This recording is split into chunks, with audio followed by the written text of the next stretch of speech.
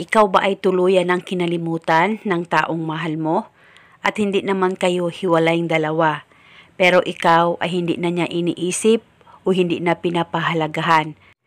At hindi ka na rin niya naaalala pa at tuluyan ka ng kinalimutan ng taong mahal mo. Gusto mo ba na mapapanaginipan ka niya ngayong gabi?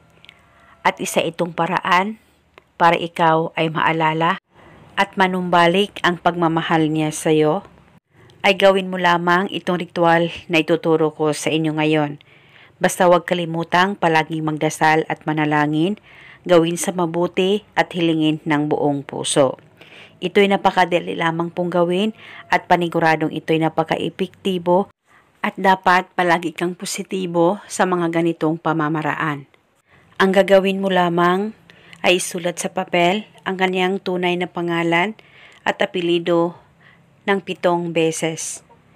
At pagkatapos mo na itong masulat, ay kumuha ka ng isang butil na bawang, pwedeng balatan at pwedeng hindi, depende po sa inyo.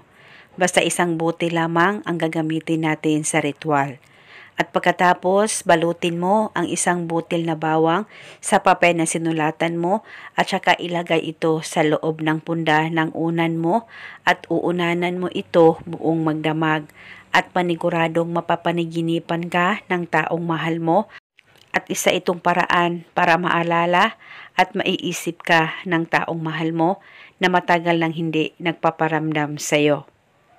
At dapat uunanan mo gabi-gabi itong ritual at kung hindi ito safe sa unan mo, kinabukasan ay kunin at dalhin at ibalik lamang ito sa tuwing ikaw ay matutulog.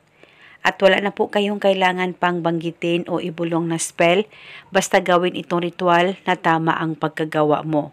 At kung naging okay na kayong dalawa ng mahal mo, ay pwede mong sunugin ang papel at itapon ang bawang.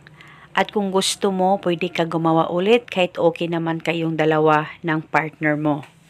At pwede ka rin gumawa pa ng iba't ibang ritual na binahagi ko.